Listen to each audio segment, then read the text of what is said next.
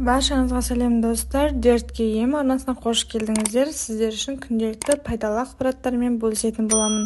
Ескерту: халық емін қолданбас бұрын міндетті түрде дәрігермен кеңесіп алыңыз. Бүгінгі тақырыбымыз зімбірдің пайдасы мен зияны. Зімбірдің пайдасы жайлы аз айтылған емес. Оның адам ағзасына пайдасы барын медицина дәлелдеген. Дегенмен зімбірде дұрыс қолдану керектігін ұмытпаған жөн. Алдымен пайдасын бастайық. Зімбірдің пайдасы: зімбірдің тамырында А, С, В1, В2 дәрумені мен магний, фосфор, темір, кальций, натрий, цинк және калий сынды минералды заттар, түрлі пайдалы амин қышқылдары бар. Зімбір арықтауға көмектеседі. Зімбір қанды қыздырып, айналымын жақсартады. Соның арқасында асқазан жұмысы мен зат алмасымы күшейеді. Адамның арқауына септігін тигізеді. Зімбірдің тағы бір пайдасы тұмауды емдейді. Зімбірдің бактерия мен вирус пен қатерлі ісікке қарсы тұрар қуаты мығым. Сондықтан зімбір шайын дайындап, немесе зімбір мен эфир майын қосып, ингаляция жасау арқылы тұмаудан тез сауығуға болады. Ал эпидемия кезінде зімбірдің адам иммунитетін қалыптастырудағы маңызы ерекше. Зімбір қан қысымын түсіреді. Жаңа айтқанымыздай, зімбір қан айналымын күшейтеді. Соның есебінен қан қысымы да төмендейді. Сондай-ақ миға оттегі айдауға көмектеседі.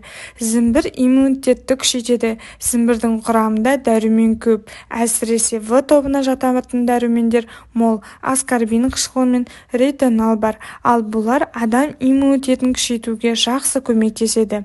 Токсикоз бен улануды қайтарады. Зімбір қан айналымын жақсарту арқылы ішек спазмасын жеңілдетіп, содан тағам уытын тез қайтарады. Ол үшін зімбір кішкене бөліп алып, шайнап сумен жұту керек. Зімбірдің зиянды жақтары: зімбір өте қатты уытты өсімдік, сондықтан оны пайдаланғанда абай болған жөн. Әсіресе зімбірдің шайын ішер кезде сақ болған абзал. Дәмі аздап ашыған не қышқылға айналған тәрізді болса, оны ішпеген жөн.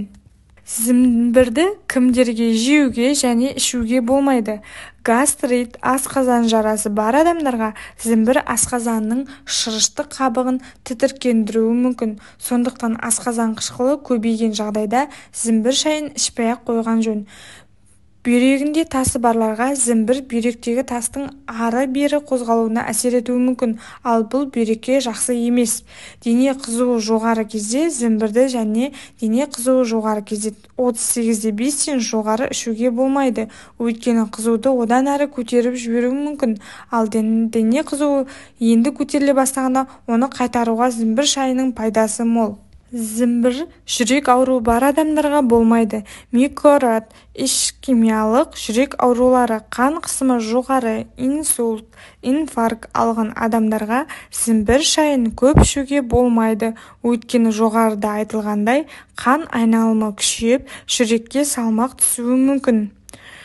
Зімбірді жүктілігі екінші кезеңінде негізімен зімбір жүкті әйелдердің жерігін басуға септігін тигізетін өсімдік.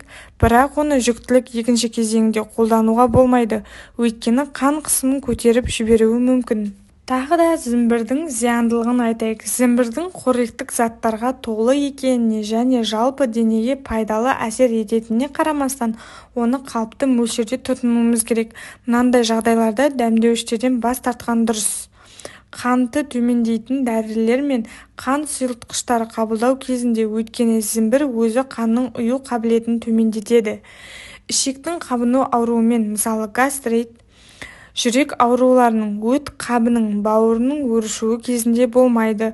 Шырышты қабықтың зақымдануымен және қан кетудің ауырғанда болмайды. Кейбір қабынуға қарсы препараттарды қолдану кезінде аспирин, анальгин, ибупрофен және тағы басқа дәрілер кезде болмайды. Тым жоғары температурада зімбір ішуге болмайды. Жүктілік кезінде екінші кезеңде зімбірді қолдануға болмайды. Және де 3 жасқа дейінгі балаларға зімбірді қолдануға болмайды. Күн сайын зімбір жесеңіз не болады? Егер сізде оны қолдануға қарсы көрсетілімдер болмаса және зімбірді көп мөлшерде жесеңіз, онда ол ЖРВИ суық тию кезінен аман өтуге көмектеседі. Ас қорытуды және метаболизмді қолдау, тамақтанғаннан кейін ыңғайсыздықты жою. Май тінін жағынуға көмектеседі. Теңестірілген диета болған кезде холестериннің пайда болуына жол бермейді. Зімбір неліктен пайдалы және қанша жеуге болады? Зімбірде ең көп калий бар. Ол диуретикті қабылдайтындар үшін пайдалы. Бұл уақытта сұйықтықпен бірге дене калийдің көп мөлшерін жоғалтады, ал зімбір оның деңгейін қалпына келтіруге көмектеседі. Сондай-ақ фосформен бірге калий мидағы оттегімен қамтамасыз етеді, ал кальциймен бірге жүйке бұлшықет белсенділігін бақылайды. Зімбірге бай йод және сілтелі негіздермен бірге калий жүрек тамыр жүйесі мен қалқанша бездің ауруларында ағзаға жақсы әсер етеді. Одан басқа зімбір жүйке жүйесінің жұмысына, сондай-ақ ақуыздың синтезіне және ағзадан улы элементтерді кетіруге өте қажет магнийге бай. Сонымен қатар магний инфаркттан кейінгі адамның жағдайына жақсы әсер етеді және әйелдердегі етекер алдындағы синонимдардың белгілерін азайтады. Зімбірдегі кальцийдің жоғары мөлшері оны әсіресе егде жастағы әйелдерге және қарт адамдарға пайдалы етеді. Ол қалыпты қан қысымын сақтауға ықпал етеді, қанның ұюын қамтамасыз етеді және ферменттердің жұмысын реттейді. Оның денесінде жеткілікті болуы артемия мен бұлшықет спазмасын алдыруға көмектеседі. Бұл ащы тамыр, сонымен қатар холестериннің жиналуы мен қандағы қанттың жоғалуы сияқты жалпы проблемалармен күреседі. Ол қан тамырларын нығайтады және қан ұйытқыштарының алдын алады. Зімбір тамырда иммундық жүйені қолдайтын С дәруі мен В дәрумені В1, В2, В6, В9 көп, сондықтан суық тию кезінде имбірді жеу ұсынылады. Сонымен қатар дәмдеуіштері құрамында эфир майларымен бірге оған ерекше иіс дәм беретін алкалоид, генкол бар. Бұл қосылыстың көптеген пайдалы қасиеттері бар. Олардың негізділері: кез келген сипаттағы жүрек айну, басу, қозғалыс ауруы, улану, токсикоз тағы басқа туындаған кезде бактерияға қарсы әрекет, сіреспені жою, антиоксиданттық әсер, жылыту әсері. Тұтыну нормаларына келетін болсақ, бәрі ағзаның жеке реакциясына байланысты. Жалпы шикі зімбірдің күніне 5-10 граммын артық жеуге болмайды. Зімбірдің пайдалы қасиеттері туралы көп нәрсе белгілі. Ол әртүрлі тағамдар мен сусындарға, ет және кондитерлік өнімдер, кофе мен шай тағы басқа қосылады. Бұл дәмдеуіш иммунитетті жақсартады, суық тиюмен және тіпті семіздікпен күресуге көмектеседі деп саналады. Балғын зімбірде көп мөлшерде пайдалы минералдар мен витаминдер, эфир майлары, маңызды амин қышқылдары бар. Олардың барлығы дерлік зімбір ұнтағында сақталады. Зімбір ертеден келе жатқан пайдалы өсімдік. Зімбір қамысқа ұқсайтын көп жылдық шөптесін өсімдіктің тамыры. Ол зімбір тұқымдастарға жатады. Бұл топқа сондай-ақ ақ куркума және гангал сияқты басқа да дәмдеуіштер дайындалатын өсімдіктер кіреді. Зімбір ең ежелгі хош иісті өсімдіктердің бірі. Оңтүстік шығыс Азияның тұрғындары оны бірнеше мың жылдық бұрын өсіре бастады. Ежелгі Қытай, үнді және парсы трактаттарында зімбірдің сергектігін, ыстығы басатын және тазалайтын қасиеті туралы жазылған.